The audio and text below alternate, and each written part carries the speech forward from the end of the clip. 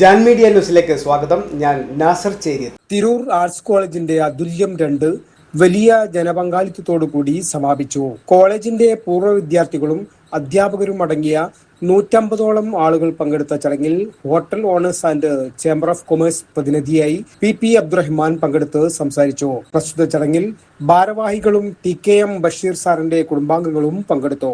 ചടങ്ങിൽ പങ്കെടുത്ത എല്ലാവർക്കും ഷഹീന നന്ദി പറഞ്ഞു. തുടർന്ന് നടന്ന ആസ്വാദന ചടങ്ങിൽ സബ്ക ഷാഫി, രാജുഭായ് തിരൂർ, മറ്റു സംഗീത മേഖലയിലെ പ്രമുഖർ പങ്കെടുത്തു. ബഷീർ സാറിന്റെ സ്നേഹവും ഇഷ്ടവും കൂടെ പങ്കുവച്ച ബൃഹത്തായ ചടങ്ങിൽ സ്നേഹോഷ്മളമായ വാക്കുകൾ കൊണ്ട് അധ്യാപകരും വിദ്യാർത്ഥികളും പ്രഭാഷണം നടത്തിയത് ഏറെ ശ്രദ്ധേയമായി. തുടർന്ന് നടന്ന ലഘുഭക്ഷണത്തോടുകൂടി കോളേജ് അധ്യാപകരും വിദ്യാർത്ഥികളും മാനേജ്മെന്റ് ടീമും ഹൃദ്യമായ സ്നേഹത്തോടുകൂടി പരിപാടി സമാപിപ്പിച്ചു.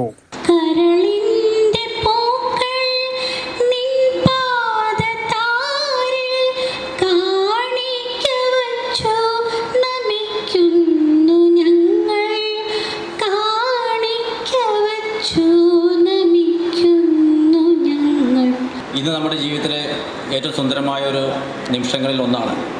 കൂടാതെ ഒരു സങ്കടത്തിൻ്റെയും, പ്രത്യേകിച്ച് നമ്മുടെ ബഷീർ സാർ നമ്മുടെ ഇന്ന് കൂടെയില്ല. കഴിഞ്ഞ വർഷത്തെ പ്രോഗ്രാം എങ്ങനെയാണ് നടന്നിരുന്നതുകൊണ്ട് നമുക്ക് എല്ലാവർക്കും അറിയാം. അത് ഇതും കൂടി താരതമ്യം ചെയ്യുമ്പോൾ എത്ര വ്യത്യാസമുണ്ടെന്ന് നമുക്കറിയാം. സാർ നമ്മളെല്ലാവരും കൂടി ഒരുമിപ്പിച്ച് നമുക്കെല്ലാവർക്കും ഒരു കൂട്ടായ്മ നൽകിക്കൊണ്ട് അങ്ങനെയാണ് സാർ നമ്മളെ വിട്ടുപോയത്. സാറിൻ്റെ വിയോഗം ഇപ്പോഴും നമുക്ക് വിശ്വസിക്കാൻ കഴിയുന്നില്ല. നമ്മളെല്ലാം സംബന്ധിച്ചോളം സാർ ഒരു ജ്യേഷ്ഠ സഹോദരനും ഒരു സുഹൃത്തും എല്ലാമായിരുന്നു.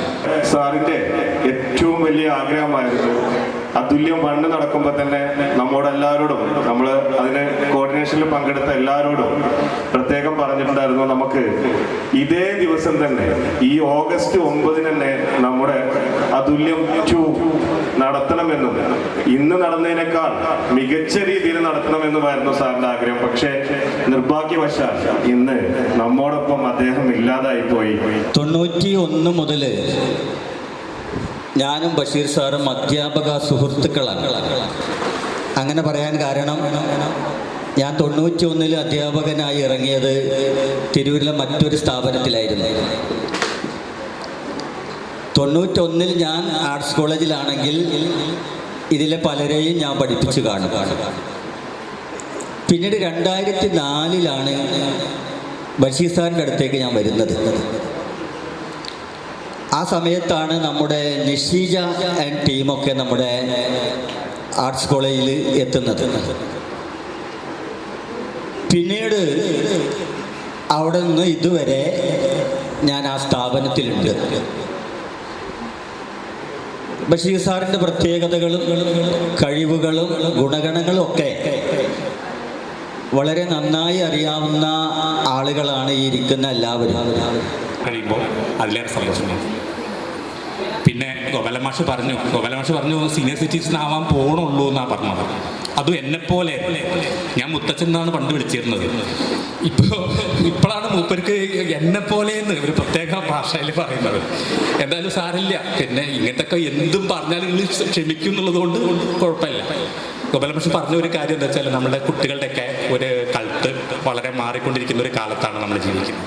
അപ്പോൾ ഞാൻ പറഞ്ഞുകൊണ്ട് തന്നെ വിദ്യാഭ്യാസ രംഗം അന്നൊക്കെ നമുക്കറിയാം, ഇത് ഒരു സത്യത്തിൽ ഞങ്ങളൊക്കെ ഈ ആർട്സ് കോളേജിനൊക്കെ കണ്ടിരുന്നത് ഫറൂഖ് കോളേജുമായിരിയാണ്. തിരൂരിലെ ഒരു മലപ്പുറം ജില്ലയിൽ ഫറൂഖ് കോളേജായിട്ടാണ് ആർട്സ് കോളേജിൽ അന്ന് കണ്ടിരുന്നത്. കാരണം അത്രമാത്രം കുട്ടികൾ, അത്രമാത്രം അന്ന് ഈ 4 മണിക്ക് 5 മണിക്ക് അത് കഴിഞ്ഞ് കഴിഞ്ഞാൽ വരുന്ന കുട്ടികളുടെ ബാഹുല്യം വളരെ വലുതായിരുന്നു. ഞാനും ബഷീറും തമ്മിൽ 9ാം ക്ലാസ്സിലാണ്. ഞാൻ 8ാം ക്ലാസ് മുതൽ എഴൂർ ഹൈസ്കൂളിൽ ഉണ്ടെന്നുണ്ടെങ്കിൽ 9ാം ക്ലാസ്സിലാണ് ബഷീർ ആ സ്കൂളിലേക്ക് എത്തിച്ചേർന്നത്. അന്ന് മുതലുള്ള ബന്ധമാണ്. അത് പ്രീ ഡിഗ്രി വരെ ഞങ്ങൾ ഒരുമിച്ച് പഠിച്ചു. പിന്നെ അതിനുശേഷം ബഷീർ മറ്റ് ഹയർ സ്റ്റഡീസിന് വേണ്ടി ബഷീർ പോയി. ഞാൻ ഇലക്ട്രോണിക്സ് ഡിപ്ലോമ കോഴ്സിലേക്ക് മാറി. പിന്നീട് അത് കഴിഞ്ഞ ഉടനെ തന്നെ ഞാൻ അജന്ത സ്റ്റുഡിയോക്ക് അടുത്ത് ബഷീറിൻ്റെ തറവാട്ടിൻ്റെ തൊട്ടടുത്താണ് ഞാനൊരു ഷോപ്പ് ഇട്ടത്. അത്ര അടുപ്പമുണ്ടായിരുന്നു. പിന്നീട് 20 വർഷത്തോളം ബഷീറിൻ്റെ തൊട്ട അയൽവാസി, വിളിച്ചാൽ കേൾക്കുന്ന ദൂരത്തിലാണ് ഞാൻ താമസിച്ചത്. ഇപ്പോഴും ഞാൻ അവിടെ തന്നെ താമസിച്ചിട്ടുള്ളത്. അപ്പോൾ ബഷീർ ആർട്സ് കോളേജ്, ഞാൻ ചുരുക്കി പറയാം, ബഷീർ ആർട്സ് കോളേജിൽ തുടങ്ങിയ സമയത്ത് തന്നെ പി അബ്ദുറഹിമാൻ പറഞ്ഞ മാതിരി ബഷീറിൻ്റെ സുഹൃത്ത് എന്ന നിലയിൽ പലരും അവിടെ ഒരു അഡ്മിഷന് വേണ്ടിയിട്ട് റെക്കമെൻഡേഷനായിട്ട് എൻ്റെ അടുത്ത് വന്നിരുന്നു. എന്തായിരുന്നാലും നിങ്ങൾക്ക് ആർക്കും ലഭിക്കാത്ത ഒരു മഹാഭാഗ്യം ആർട്സ് കോളേജിൻ്റെ പിന്നിൽ നിന്ന് ലഭിച്ചൊരു ആളാണ് ഞാൻ. അദ്ദേഹം നമ്മുടെ ബഷീർ സാറ് ആദ്യം സാറായി, പിന്നീട് കുറച്ചു കാലം ഇങ്ങനെ സാറായി തന്നെ തുടർന്നു. കുറച്ച് കഴിഞ്ഞപ്പോൾ പിന്നെ നമ്മുടെ സുഹൃത്തായി. ബഷീർ മാഷയുടെ കൂടെ നിന്ന എന്ന് പറയുന്നേക്കാളും നല്ലത് ഒട്ടി നിന്ന ഒരാളാണ് ഞാൻ. ഈ തിരൂർ താലൂക്കിൻ്റെ പല ഭാഗങ്ങളിലും ആർട്സ് കോളേജിൻ്റെ തുടക്കത്തിൽ പോസ്റ്റർ ഒട്ടിക്കാനും ബോർഡ് വയ്ക്കാനും അനൗൺസ്മെൻറ്റ് നടത്തിയും ഈ ഒരു സംരംഭത്തെ വിജയത്തിലേക്ക് എത്തിക്കാൻ ഒരുപാട് പ്രയത്നിച്ച ആ ബഷീർ സാറിന് എല്ലാ പിന്തുണയും കൊടുത്തുകൊണ്ട് കൂടെ നിന്ന ഒരു വ്യക്തിയാണ്. പിന്നെ ബഷീർ സാറിനെ പറ്റി പറയുകയാണെങ്കിൽ ഈ നമ്മളിപ്പോൾ ഇരിക്കുന്ന ബിൽഡിങ്ങും മാറ്റി എനിക്ക് ഭയങ്കര ബന്ധങ്ങളുണ്ട്. ബഷീർ സാറിൻ്റെ പേര് അവിടെ ഉണ്ട്. ഈ ലയൺസ് ക്ലബിൻ്റെ ഓഫീസാണിത്. സാർ ഇവിടുത്തെ സെക്രട്ടറിയായിട്ടും ട്രഷററായിട്ടൊക്കെ വർക്ക് ചെയ്തിരുന്നു. അന്ന് ഫാമിലി മീറ്റിംഗ് ഒക്കെ ഉണ്ടാകുമ്പോൾ ഇവിടെ നിന്നിട്ട് ഒരുപാട് സംസാരിച്ചിട്ടും ഒക്കെ ഉണ്ട്. പിന്നെ ബഷീർ സാറിന് എൻ്റെ ഓർമ്മ ഒരു അധ്യാപകന് ഉപരി ഉപ്പാൻ്റെ ഒരു സുഹൃത്താണ് ബഷീർ സാറ്. അപ്പോൾ ക്ലാസ് പ്രീ ഡിഗ്രി കഴിഞ്ഞാലും ഇവർ തമ്മിൽ കുറേ കൊടുക്കൽ വാങ്ങലുകൾ ഉണ്ടാവും. അപ്പം ഇടയ്ക്ക് ഇതവിടെ കൊണ്ട് ബഷീർ സാറിനെ കൊണ്ട് ഇത് ബഷീറിനെ കൊണ്ട് കൊടുക്കുക. അപ്പോൾ ഇടയ്ക്ക് ബഷീർ എന്നാൽ മേടിച്ചുകൊണ്ട് ഇതിനു വേണ്ടി ഞാൻ ആർട്സ് കോളേജിൽ ഇടയ്ക്കിടയ്ക്ക് പോകാറുണ്ടായിരുന്നു. അതുപോലെ ക്ലബ്ബിൽ ബഷീർ സാർ സെക്രട്ടറി ചെയ്യുന്ന ടൈമിലൊക്കെ ഒരുപാട് പ്രവർത്തനങ്ങൾ പഠിപ്പിച്ചിരുന്നു. അതുല്യം 2 എന്നുള്ളൊരു പ്രോഗ്രാമിലേക്ക് വരാനുണ്ടായ ഒരു ബാക്ക് ബോൺ അബൂറജ, നൗഷാദ് ക എല്ലാവരും പറഞ്ഞ പോലെ തന്നെ അത് നമ്മുടെ ഷഹീനയാണ്. കാരണം ഷഹീന ഒരു ടോട്ടലി നമ്മുടെ എല്ലാ മെമ്പേഴ്സിൻ്റെ അടുത്തും വളരെ ഒരു ഫ്രീക്വൻ്റ് ആയിട്ടുള്ളൊരു കമ്മ്യൂണിക്കേഷൻ നടത്തുകയും അതിൻ്റെ ഭാഗമായിട്ടാണ് ഈ ഒരു പ്രോഗ്രാം നമുക്ക് ഇത്രയെങ്കിലും സക്സസ് ആയിട്ട് നമുക്കിവിടെ നടത്താൻ കഴിഞ്ഞത്. പിന്നെ അതോടൊപ്പം തന്നെ നമ്മുടെ ഹാരിസ് കെ ആണെങ്കിലും ഷിബു ആണെങ്കിലും സദാനന്ദേട്ടൻ്റെ പ്രസൻസ് ഇവിടെ ഉണ്ടോ ഇല്ലാന്ന് തോന്നുന്നു. എന്താ പറയുക, ഒരു സാറായിട്ടല്ല ഞങ്ങൾ കണ്ടിരുന്നത്. ഞങ്ങളുടെ സീനിയറായിട്ട് ഞങ്ങൾ പ്രീ ഡിഗ്രി പഠിക്കുമ്പോൾ PG ആയിരുന്നു അവർ, PSMOയിൽ വളരെ ഭയത്തോടെ കണ്ടിരുന്ന കുറച്ച് പേരായിരുന്നു. അവർ എന്നാൽ PG സ്റ്റുഡൻസ് അല്ലേ, സീനിയേഴ്സ് അല്ലേ. അപ്പോൾ ആ ഒരു പേടിയിലായിരുന്നു ഞങ്ങൾ പരമ്പര ബഷീറിനെ വിളിച്ചിരുന്നത്. പക്ഷേ ആർട്സ് കോളേജിൻ്റെ അതുല്യം ഗ്രൂപ്പിൽ വന്നതിന് ശേഷം നിങ്ങളൊക്കെ ബഹുമാനത്തിൽ വിളിച്ചപ്പോൾ ഞങ്ങളും ബഷീർ സാറിന് വിളിച്ചു. അതുല്യം 2 ബഷീർ സാറുടെ ഒരു അനുസ്മരണ പരിപാടി സംഘടിപ്പിക്കണം എന്നുണ്ട്. വളരെ പ്രതീക്ഷയോടുകൂടി തന്നെയാണ്, വളരെ സപ്പോർട്ടീവായിട്ടാണ് ഞാൻ ആ ഗ്രൂപ്പിനെ സപ്പോർട്ട് ചെയ്തത്. തുടക്കത്തിൽ 2-3 മീറ്റിങ്ങിൽ സജീവമായിട്ട് അതിൽ ഓൺലൈൻ മീറ്റിങ്ങിൽ പങ്കെടുത്തു.